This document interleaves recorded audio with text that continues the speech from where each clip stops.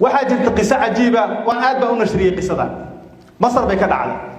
ويل بأبيه وحو كل بصدي عنانت أبو لا يرك الدمي أبو بيها هلا دقالي أبو كورج هاي نجت بيننا والله قاس وحو كشقيني ويل كان برا أكتيفيتي ويل كان جامعة دكتور والله قولوا إسكح نسي ما عليك استوحوا ده ما علمت هنقول كان كتجي لها حتى الشقيه لها وإسكتجي لها قول ويل كان وحو النقضي يسوي أبيه احترامه يكعب سنة إنه شقدي يجوري وحكا قبته بيا إلى عليه كردو ميل تبصميه نوحو النقضي برا أكتفا معناته الدمبين أيا الشغل سودتشي ترتب امتحان ملهم بالي انترفيو بشغل وكلا سارية بقول أرضي ضربتين هول كي شغل تجي مركو بحي أيوه حير أبو داعد أهو هول كر أهو في الفرعوني هلا يعرف صدق عاصو ضبدار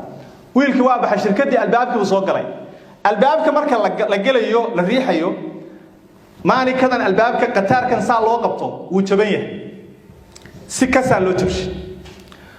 محوس حسوستي ابا الباب كاين نغا تبيننا الباب كي بسميه markuu albaabkii ku rafaaday boolashi dhuujiyay uu ka gudbay meeshii gaardankii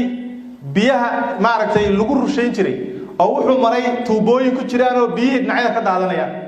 tuubadii buu ka xiray gaardan kale oo faaruq ah buu u jiiday uu ku shubay waa shirkadii shaqada uu soo baxay kooridoorka meesha leerarkaan oo kale waxay ka shidan yihiin waana barqo meeshii loo marayay hallka interview ka dhacay mise leerarkan shidan leerarkii buu danshay hallku soo galay mise 100 qof baa halkaan fayl ku jirto qof walba daqiiqad marka la wareystaan la waa weyda interviewga halaw shaqada ma gali kartid dadkii oo dhamaanay arkay war dadkaas oo dhawaa la ceyrshay adigu meesha xukuma haysta soo tahay bal iska sug nasiibkaaga waa loo yeeray hallkii buu galay waa loo sacbiyay dhag maxaa jiray goorma shaqada bilaabaysaa bal si interview magacayga imiina weydiin imana ina wareysanay ma imtixaanku waa ku baasto goorma imtixaan iga qaadeen كاميرا لو عشي صورتي ولا تصي isagoo albaabki sameynaya isagoo biyihii saxaya isagoo leerarkii waxay dhahay anagu ma aan raadinay nin suud xiran oo shahaado watee nin proactive aan raadinaynay oo meesha shaqada ka taagan wax ka qaban kara adaana shaqada lagu qaato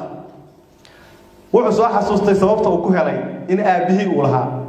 uu soo orday gurigii buu yimid soo aabihii ugu mahad celiyo oo raali geliyo bis aan balaas baa ka dhaqaaqday guriga aabihii waa dhintay Allah naxariisto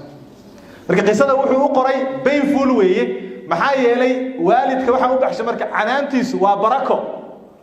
shaqa lagu helaa wax badan oo dhibaato ah uga badbaadaysa laakiin ma dhageysana anagu ma dhageysano